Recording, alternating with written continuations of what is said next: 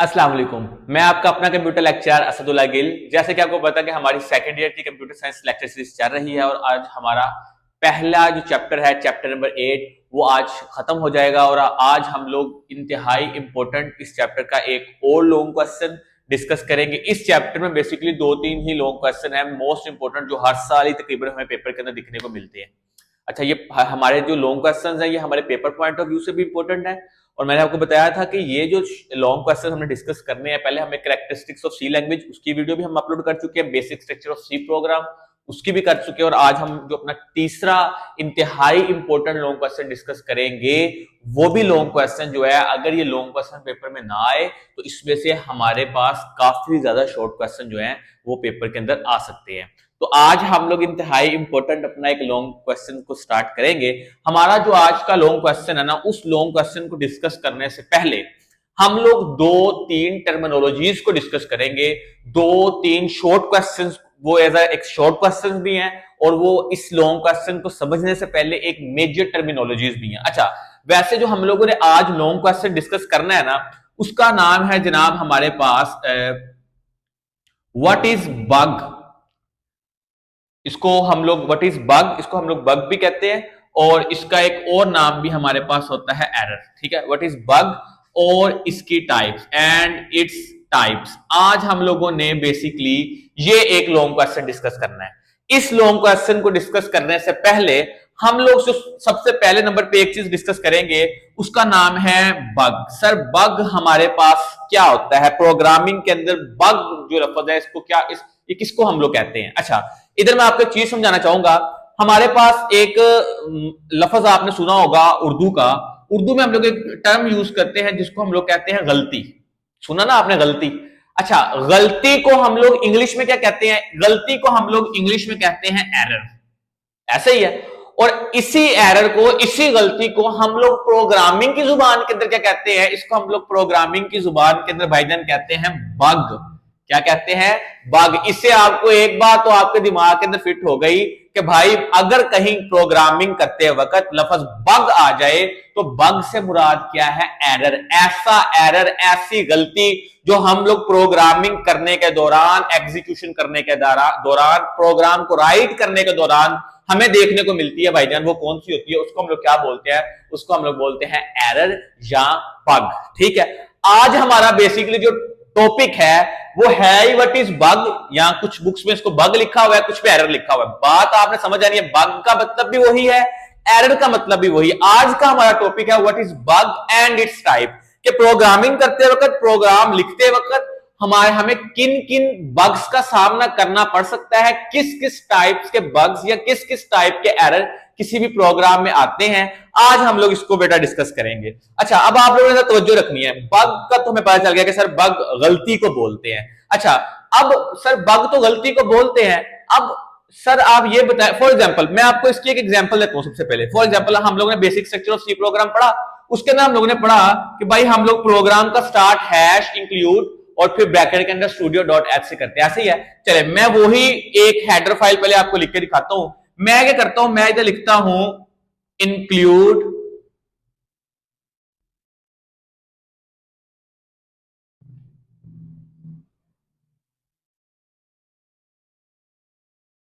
ले जी। ये मैंने ना एक अदद क्या की, ये मैंने एक अदद हेडर फाइल लिख दी। अब आप लोग हैरान न होंगे भाई ये सर की हो गया, सर गलत लिखी जा रहे हैं भाई। आपको पता चल गया ना क्या हुआ कि मैंने भाई इस प्रोग्राम की इस लाइन के अंदर, जिसको हम लोग प्री प्रोसेसर डायरेक्टिव या हेडर सेक्शन की लाइन बोलते हैं, इसके अंदर मैंने की दो मिस्टेक। आप कहेंगे सर हमें तो एक नजर आ रही है, लेकिन भाई पढ़ने वाले बच्चों को जिन्होंने पिछले लेक्चर्स देखे हैं उनको इसमें दो गलतियां नजर आ रही होंगी, दो बग्स नजर आ रहे होंगे। पहला क्वेश्चन मार्क, ये हमने क्या किया है? इसके अंदर एक गलती की है, एक एरर किया है, एक मिस्टेक की है। इसको हम लोग क्या कहेंगे? बग। एक तो ये है। दूसरा, हाँ जी भाईजान, मैंने बताया था कि जब हम लोगों ने लफ्ज स्टूडियो लिखना है तो कोक स्टूडियो वाला स्टूडियो नहीं लिखना STUDIO, नहीं, बल्कि STDIO, studio.h।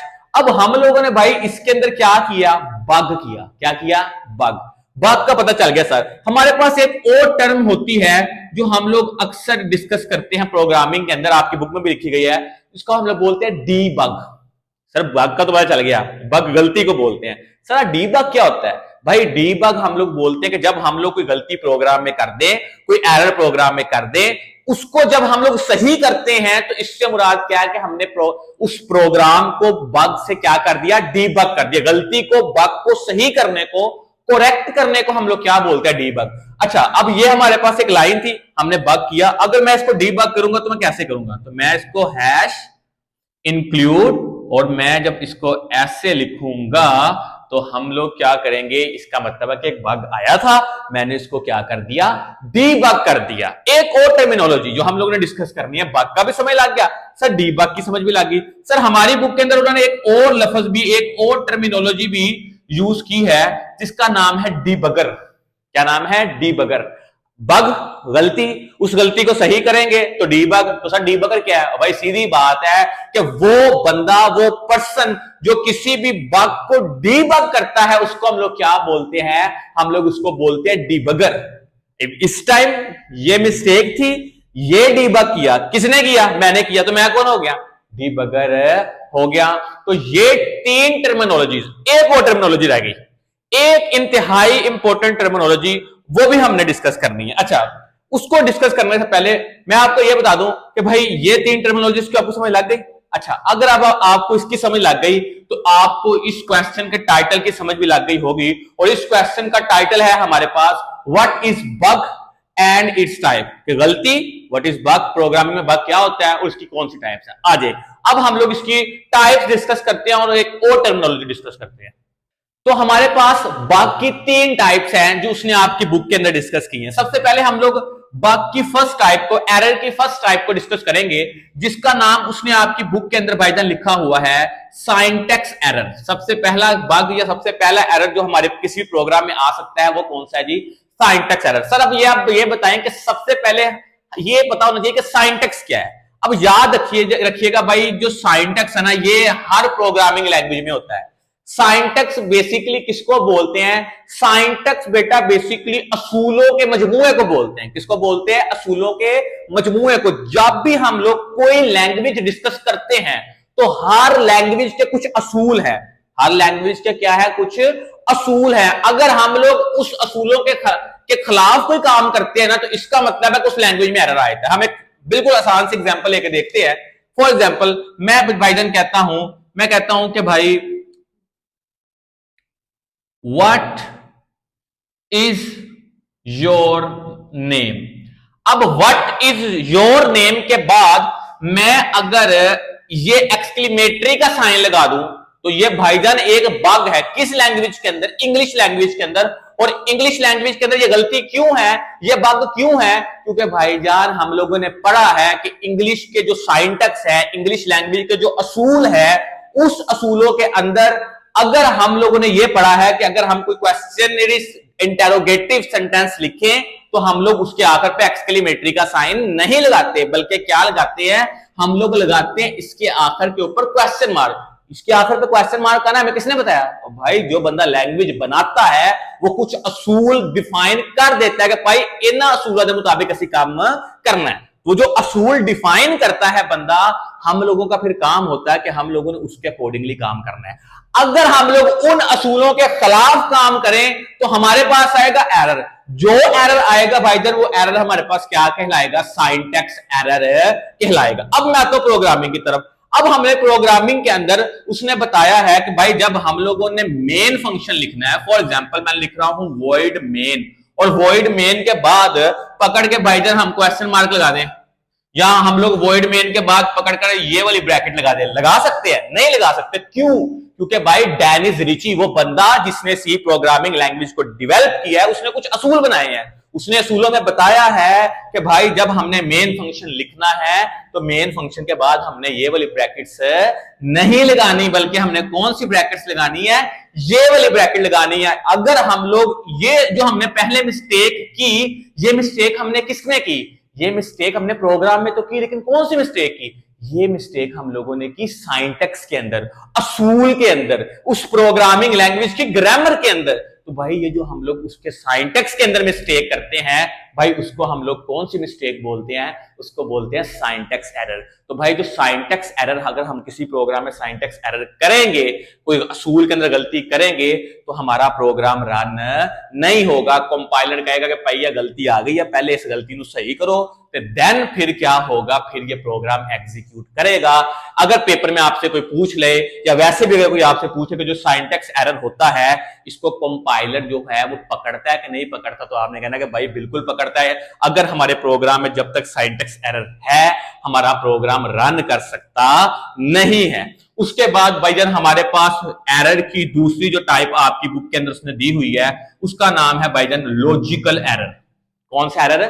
Logical error. भाई लॉजिकल एरर से मुतालिक बड़ा आसान सा कंसेप्ट है, ऐसा एरर जो प्रोग्रामर की गलती की वजह से आए, ड्यू टू, आपकी बुक में लिखा हुआ है due to poor logic of programmer, कि भाई प्रोग्रामर की गलती की वजह से, जो मिस्टेक की वजह से जो एरर क्रिएट होता है ना, वो कौन सा होता है? Logical error. सर समझ नहीं आई इस पॉइंट की कि लॉजिकल एरर क्या होता है। अच्छा एक बात बता दूं, वो जो सिंटैक्स एरर होता है ना, इसको कंपाइलर डिटेक्ट कर लेता है, लेकिन जो लॉजिकल एरर होता है ना, इसको कंपाइलर डिटेक्ट कर सकता नहीं, क्योंकि ये एरर प्रोग्राम रन हो जाता है, क्योंकि सिंटैक्स में तो गलती होती नहीं है। फॉर एग्जाम्पल मैं आपको कहता हूं कि भाई हमने क्या करना था, हमने ए 2 + 2 करना है, ठीक है। अब मैंने करना 2 + 2 था, मैंने गलती से माइनस लगा दिया, तो भाई ये रन तो हो जाएगा ना, लेकिन मसला कहां आएगा? मसला आएगा आउटपुट के अंदर। हमें आउटपुट आनी चाहिए थी 4, लेकिन आउटपुट शो कितनी होगी? 0। तो हम कहेंगे यार हमारी जो आउटपुट है ये आनी तो 4 चाहिए थी, ये 0 क्यों आ रही है? इसका मतलब एरर है। लेकिन ये एरर कौन सा है? ये लॉजिकल एरर है, और इस एरर को कंपाइलर डिटेक्ट नहीं करता। कोई अगर ऐसा एरर प्रोग्राम में आएगा तो प्रोग्राम रन कर जाएगा, और प्रोग्राम रन करने के बाद हमें जो मिस्टेक नजर आएगी, एरर नजर आएगा, वो आउटपुट में नजर आएगा। इसको कंपाइलर, और इसलिए कहते हैं कि जो हमने 3 टाइप्स एरर की पढ़नी है ना, उसमें से जो सबसे मुश्किल इस एरर को हम लोग डिटेक्ट करते हैं ना, वो लॉजिकल एरर को डिटेक्ट करते हैं। अगर फॉर एग्जाम्पल हमारे पास 100 लाइनों का कोड है, 100 लाइनों का प्रोग्राम है, तो भाई हमारे लिए मुश्किल हो जाता है कि हमने किधर ऑपरेटर कहीं गलत लगाया है। तो ये ड्यू टू पुअर प्रोग्रामर की लॉजिक की वजह से जो एरर क्रिएट होता है, भाई वो कौन सा होता है? Logical error. तो सिंटैक्स एरर को कंप्यूटर कंपाइलर डिटेक्ट करता है, लॉजिकल एरर को कंपाइलर डिटेक्ट नहीं करता। उसके बाद हमारे पास भाई एरर की जो सबसे आखिरी और तीसरी टाइप, निहायत इंपॉर्टेंट, इसका नाम है भाईजान हमारे पास रन टाइम एरर। क्या नाम है जी? Run time error. अच्छा इसमें एक बड़ी आसान चीज है, सिंटैक्स एरर ना तो पता लग रहा है, सिंटैक्स में मिस्टेक, असूलों में गलती। Logical error due to poor logic, मतलब कि नाम के अंदर ही सारी की सारी डेफिनेशन क्लियर है। और तीसरा कौन सा? Run time error. ऐसा एरर जो हमारी प्रोग्राम की रनिंग के दौरान आता है, वो कौन सा एरर कहलाता है? Run time error. अच्छा ये बड़ी आसान सा कॉन्सेप्ट है। रन टाइम एरर हमेशा तब आता है भाई प्रोग्राम के अंदर जब क्या होता है, जब, अच्छा ये भी जो है ना पुअर लॉजिक ऑफ प्रोग्रामर की गलती की वजह से आता है, लेकिन इस तरह के एरर को कंप्यूटर डिटेक्ट कर लेता है, कंपाइलर सॉरी डिटेक्ट कर लेता है। अब लॉजिकल एरर है, ये भी जब कोई प्रोग्रामर गलती करेगा गलती आएगी। इसके अंदर भी रन टाइम में भी क्या होगा? सेम है कि प्रोग्रामर की गलती की वजह से, लेकिन इसको कंपाइलर डिटेक्ट नहीं कर सकता, इसको कंपाइलर डिटेक्ट कर लेगा। सर वो कैसे? फॉर एग्जांपल हम लोगों ने पढ़ा है कि हम किसी भी चीज को 0 के साथ डिवाइड कर सकते नहीं। आपने मैथ में पढ़ा होगा कि जब किसी भी चीज को 0 के साथ डिवाइड करते हैं तो इन्फिनिटी आ जाता है। कैलकुलेटर के ऊपर भी आप जब किसी भी नंबर को 0 पर डिवाइड करते हैं तो वो हमें एरर नहीं देता। यही साथ इधर है कि अगर हम लोग कोई ऐसा ऑपरेटर को मिस यूज करेंगे, ऑपरेटर का क्या करेंगे? मिस यूज करेंगे, तो हमारे पास भाई वो एक गलती होगी और उस गलती को कंपाइलर पकड़ लेगा। कंपाइलर कहेगा भाई ये चीज तो ऐसे है ही नहीं है, कोई भी वेरिएबल, कोई भी नंबर, कोई भी कांस्टेंट 0 के ऊपर डिवाइड कर सकते नहीं है, तो ये एक एरर आएगा। तो ऐसे एरर को हमारा कंपाइलर पकड़ लेगा। तो भाई अगर ये लॉन्ग क्वेश्चन पेपर में ना भी आए तो इसमें से शॉर्ट काफी बनते हैं, bug, debug, debugger, syntax error, logical error और रन टाइम एरर। तो उम्मीद करता हूं कि आपको इस लॉन्ग क्वेश्चन की समझ आ गई होगी। अगर आपका कोई क्वेश्चन है इस लॉन्ग क्वेश्चन से रिलेटेड तो आप कमेंट सेक्शन में लाजमी पूछें। अगर अभी तक आपने वीडियो को लाइक और चैनल को सब्सक्राइब नहीं किया तो भाई पहले चैनल को सब्सक्राइब करें और वीडियो को लाइक करें। और अगर आप चाहते हैं कि आपके साथ साथ आपके दोस्त भी प्रोग्रामिंग सीखें और आप ये वीडियो को उनके साथ शेयर करें। और अगली वीडियो तक मुझे इजाजत दें। अल्लाह हाफिज।